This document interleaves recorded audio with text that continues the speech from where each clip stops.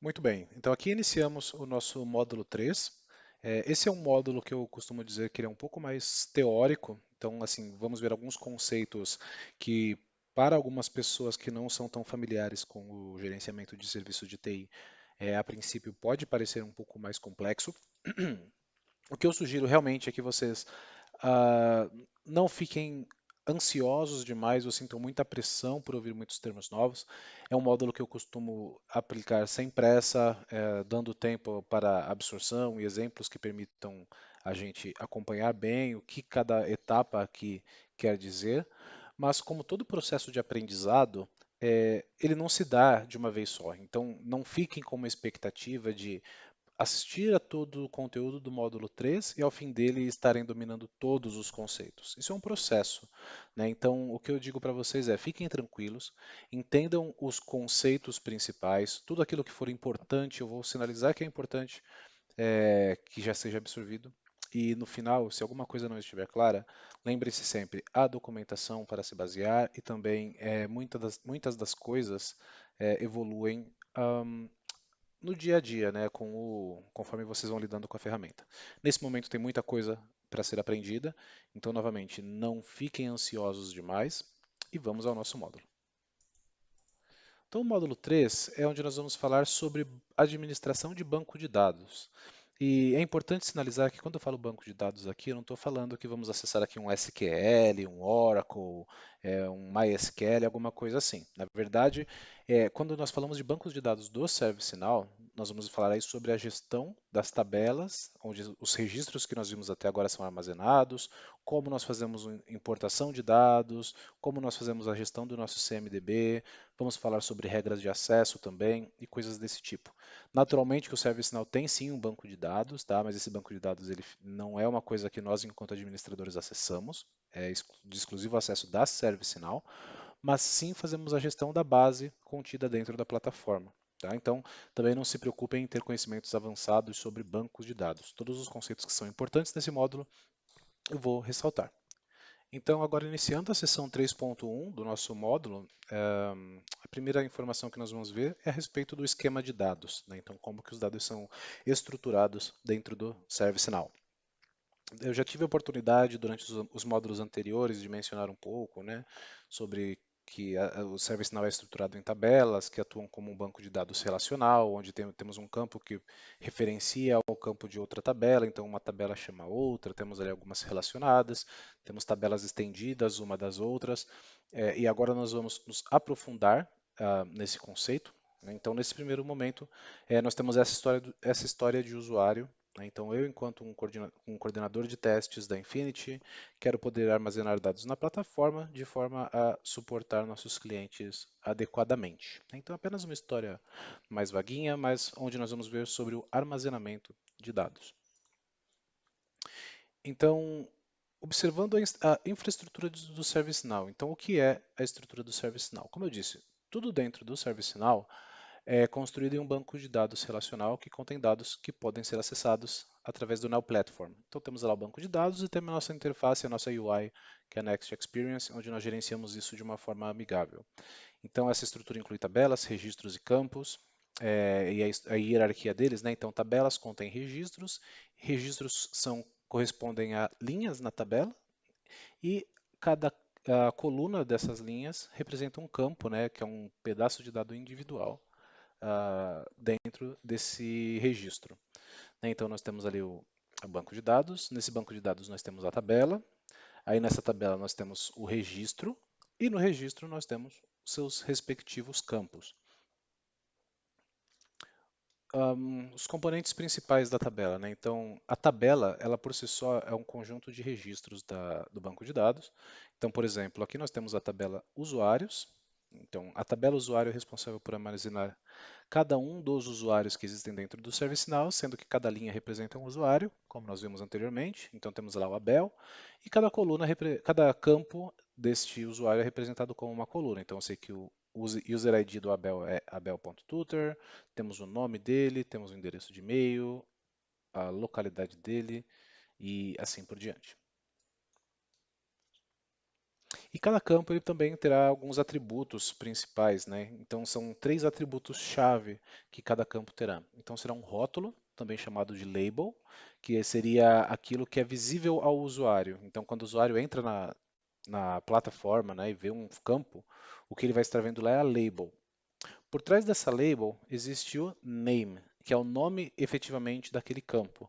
Então é aquilo que o banco de dados conhece, o nome pelo qual o banco de dados conhece aquele campo.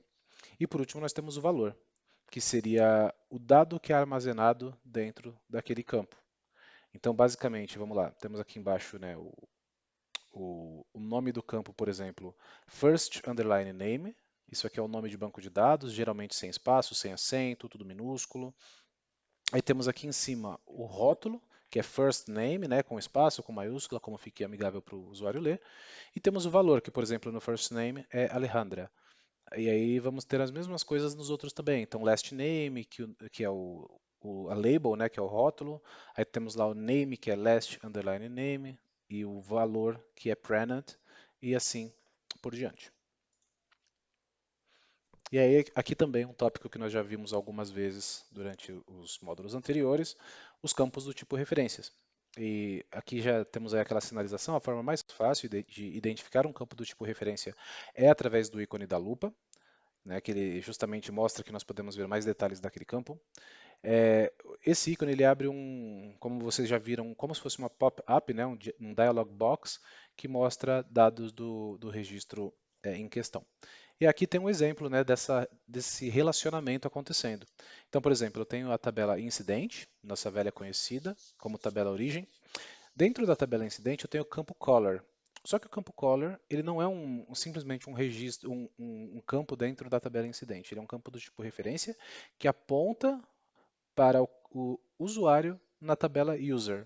Então, quando eu armazeno aqui no incidente, no campo color, o Joe Employee, apesar de ser essa informação que eu estou vendo aqui, por trás disso o que está armazenado é o identificador único desse usuário, que a gente chama de sysid, que vai estar referenciando para essa tabela. Então, a partir desse campo, eu consigo visualizar todos os dados do Joe.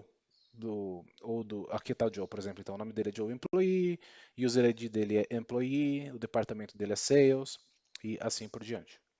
Isso aqui eu acho que está bem bacana, a gente já abordou bastante, vou tentar não ser muito repetitivo nele. Falando sobre o relacionamento de dados, né, então as tabelas elas podem ter vários tipos de relacionamento entre si. Então, opa, cliquei aqui. Tanto podemos ter a relação um para muitas, ou seja, eu tenho uma tabela que aponta, perdão, um registro que aponta para vários outros de outra tabela. Então, por exemplo, eu tenho lá a request e dentro de uma request eu posso ter vários requested items, que seriam como subtarefas relacionados a ele. Eu posso ter ainda muitos para muitos, ou seja, eu tenho várias tabelas interagindo entre si. Por exemplo, eu posso ter grupos, eu posso ter roles e eu posso ter usuários, todo mundo se falando. Então, por exemplo, lembra que lá no começo nós falamos que existem os usuários, existem os grupos, que é um conjunto de usuários, e temos as roles, que são um conjunto de permissões. E nós falamos que, por exemplo, eu posso atribuir uma role a um grupo, mas eu também posso atribuir uma role a um usuário. E ao mesmo tempo, eu posso atribuir um usuário a uma role ou posso atribuir um usuário a um grupo. Então, eles podem fazer essas relações, inclusive múltiplas relações. Uma role não tem que estar exclusivamente para um usuário, ela pode ser distribuída entre vários usuários. E um usuário pode ter várias roles, não apenas uma. Então, essa é a ideia desse conceito many-to-many.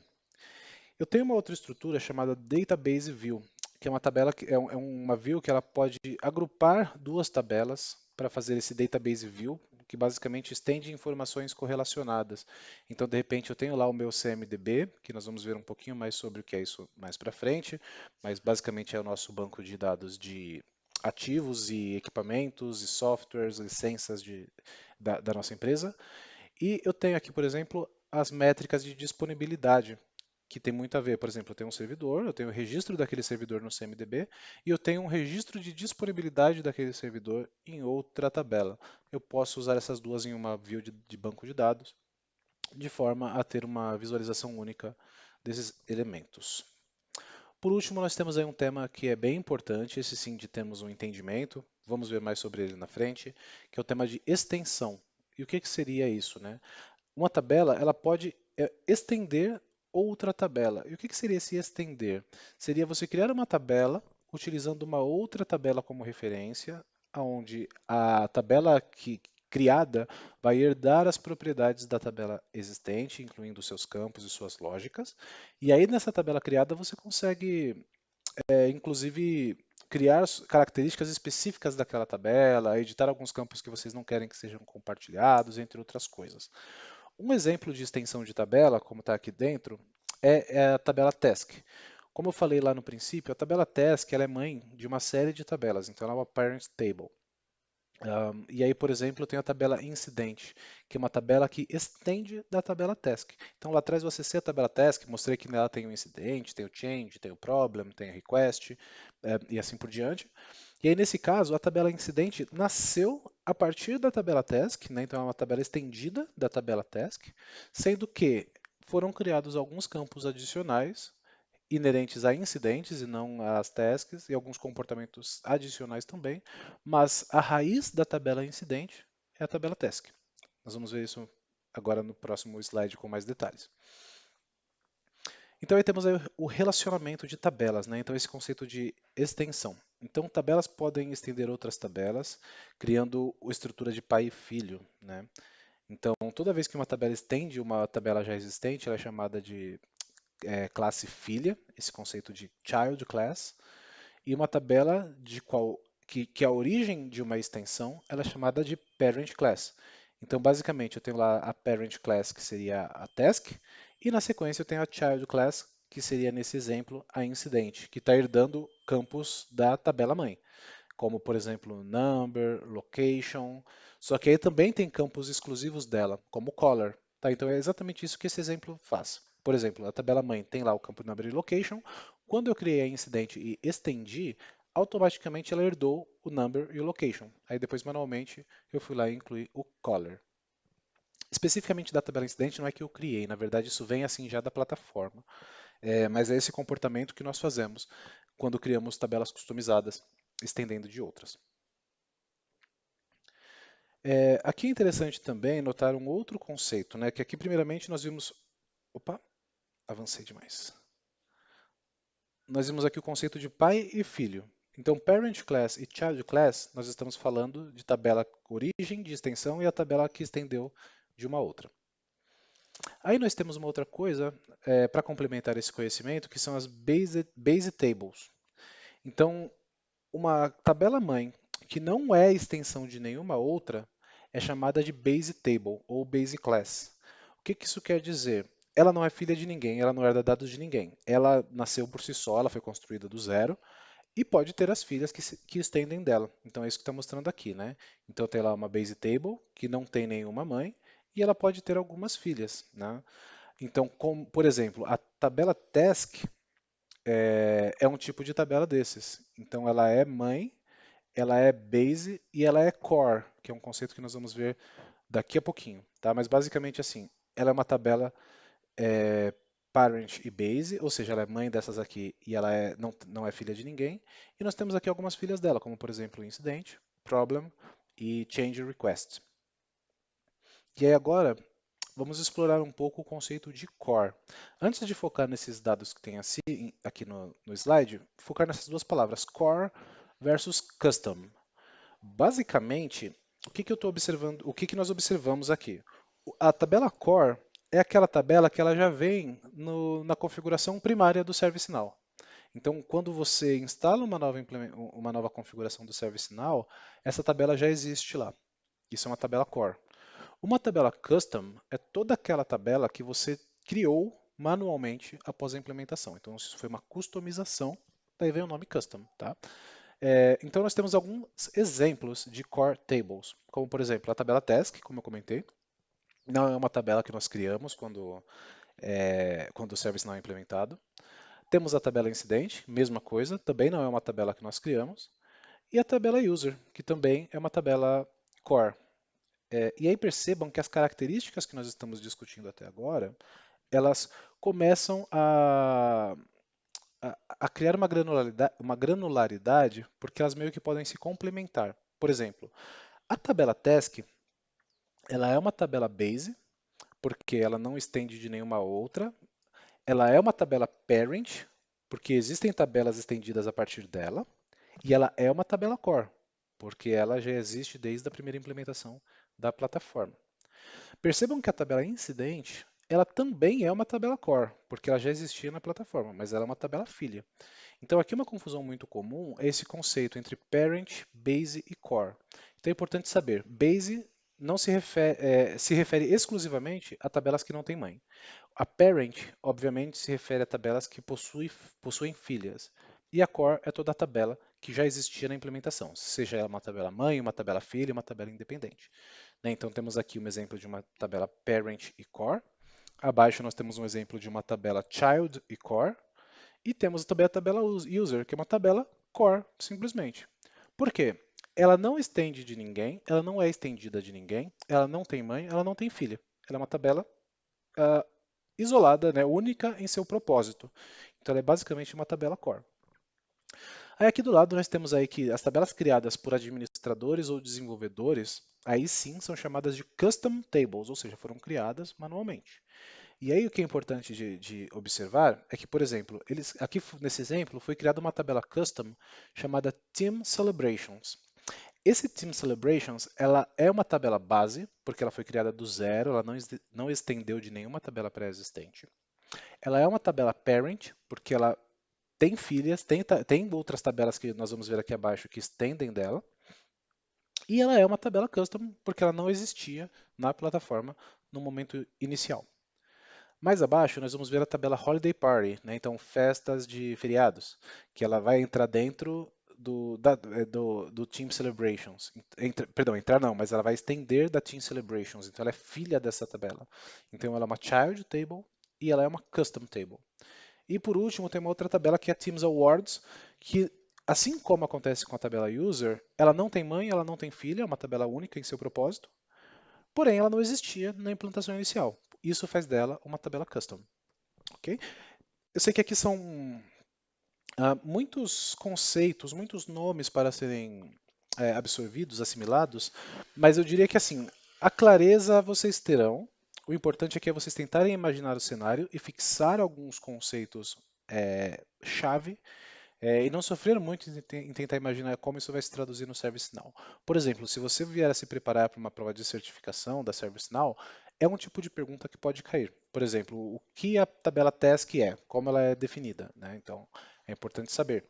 Então, vamos só revisar rapidamente aqui. Eu tenho as tabelas core, que independente de ser mãe, filha, se ela é isolada, ela é aquela tabela que nasceu com a instância e a custom, que são as tabelas que não nasceram com a instância, que também pode ser filha, pode ser mãe, pode não ser, não importa.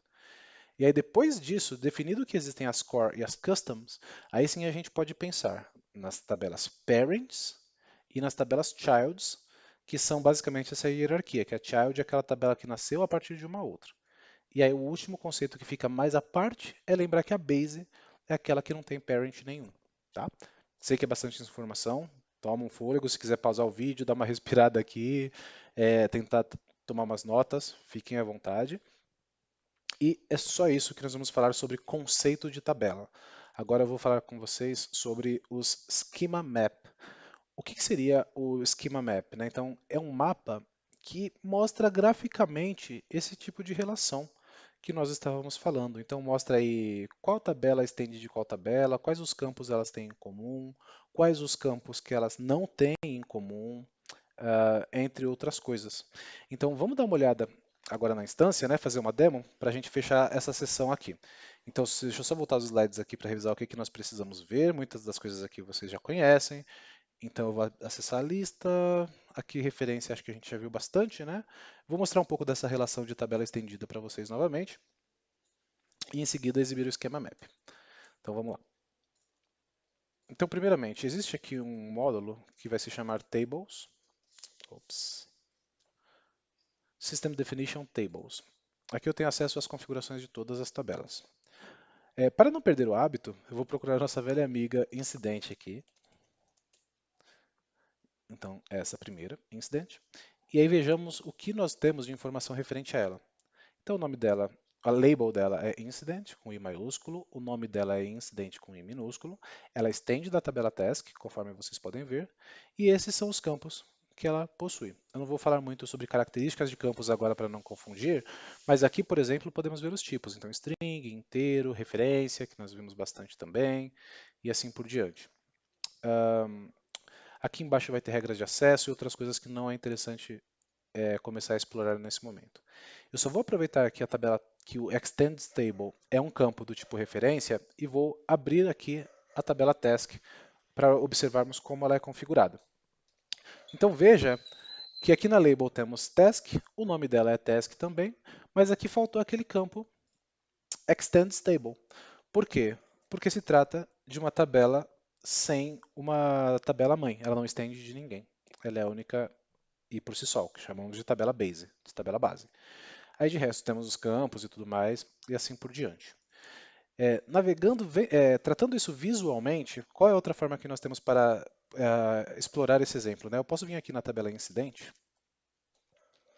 e vejam que na tabela incidente eu tenho apenas registros que começam com INC, justamente porque, obviamente, tudo que eu vejo aqui são incidentes. Da mesma forma, se eu acessar a tabela requested items, eu só vou ver registros que começam com RITM. Deixa eu tirar esse filtro aqui que vai aparecer mais. Ah, não, tem pouquinho mesmo. Então, são requested items, né? Então, é um paralelo ao incidente. Assim, o incidente ele vai sempre nos reportar quando algum serviço está degradado, indisponível, com algum problema, alguma falha. E as requisições é quando nós precisamos solicitar alguma coisa que não necessariamente possui um impacto envolvido. Então, eu vou pedir um mouse, eu vou pedir uma movimentação de equipamento, esse tipo de coisa. Mas aí só para não fugir do conceito. Então aqui também, na tabela incidente eu só vi incidente, na tabela RTM eu só vejo RTM. Agora, se eu vier até a tabela task, e eu vou acessá-la usando um atalho aqui que é task.list, que aqui já é um macete para vocês. Toda vez que nós digitamos aqui o nome da tabela, e aqui não é o label da tabela, é o nome dela de banco de dados. Então o nome da tabela .list, eu sou direcionado automaticamente para a lista de registros daquela tabela. Então, nesse momento, eu estou dentro da tabela tasks. E aí vejam que eu tenho aqui as change requests, por exemplo, mas é só pela ordenação. Na tabela task, eu tenho um campo chamado task type, que eu vou agrupar por ele. Nós já fizemos isso anteriormente, mas vou repetir para mostrar o exemplo, onde nós podemos ver que temos registros do tipo incidente, que são os INCs, que são exatamente os mesmos que nós estávamos vendo na tabela incidente, e temos também requested items, que também são aqueles que nós estávamos vendo na tabela, entre outros. Então, aqui é seguro dizer que todos esses elementos que vemos aqui são tabelas criadas estendidas a partir da tabela task. Ok? Agora, a tabela task eu não sei se vai ser uma boa. Eu vou voltar para a configuração da tabela incidente. Deixa eu voltar aqui, tables. Vou buscar a nossa amiga. Agora eu vou buscar a requested items, só para a gente variar um pouquinho. Essa aqui. Então, assim como na tabela incidente, vocês veem que aqui eu também tenho a mesma informação. Ela estende da tabela task, tem os campos e tudo mais. Descendo aqui na tabela requested item, eu vou ter esse link, né, que nós chamamos aí de related link, que é chamado de show schema map, que é aquele último slide que eu tinha exibido para vocês, onde ele vai me mostrar o mapa de esquema da tabela requested item. Então, aquela árvore mostrando onde que tem referência, onde que se conecta e tudo mais. Então, por exemplo, a requested item, ela vem estendida da tabela task. Deixa eu ticar algumas coisinhas aqui, vai ficar mais poluído. Então, olha, aqui eu já marquei, mostre todas as tabelas referenciadas. E mostre tabelas de referência também. Vamos lá, bacana, agora sim. Então eu tenho aqui, ó, a requested item. Eu sei que, por exemplo, ela tem relação com a tabela Transfer Order Line, Approval Definition, Catalog Trigger, Catalog Task, Asset e tudo mais. E também possui referências para essas outras, Order Guide, Group, Catalog Item. Então assim, nossa Adriano, tem muita coisa aqui. Eu preciso decorar o nome de todas essas tabelas? Não. Só que é importante que vocês saibam que existe, Em algum momento, se você precisar saber, putz, será que a tabela catalog item, ela tem alguma relação com a requested item? Você pode vir aqui fazer uma busca, localizar e tudo mais. Mas é mais conceitualmente para que vocês conheçam. A definição para fins de exame é que o schema map, perdão, ele vem mostrar a estrutura da tabela, suas referências, suas dependências e seus campos. Então aí temos aqui os campos, por exemplo, se eu expandir aqui columns, eu vou ver os campos que são exclusivos da tabela requested item. Esses campos não fazem parte da tabela task. E por outro lado, tem aqui task columns, que mostra os campos que são herdados da tabela task, como vocês podem ver a grande maioria. E aí algumas aqui tem algumas informações, né, como referência para outra tabela e tal. Mas basicamente é isso que a gente tem para falar nesse momento sobre os schema maps. Ok? Então, também, né, geralmente os administradores que têm acesso a ele, mas ele também fica disponível para usuários com essa role Personalized Dictionary também. Bom, aqui nós fechamos a sessão 3.1. Agora, a próxima tarefa de vocês vai ser um exercício bem interessante para a criação de uma tabela estendida. E aí eu vou deixar vocês exercitarem no próximo conteúdo aqui. Já vai ter as instruções, o passo a passo para ser executado. Executem lab, pratiquem, façam com paciência, com calma, entendendo o que vocês estão fazendo, porque esse conceito de tabelas ele parece muito desafiador a princípio, mas com o dia a dia vocês acabam se desenvolvendo bem. Então, muito sucesso para vocês no lab. Nos vemos no próximo vídeo.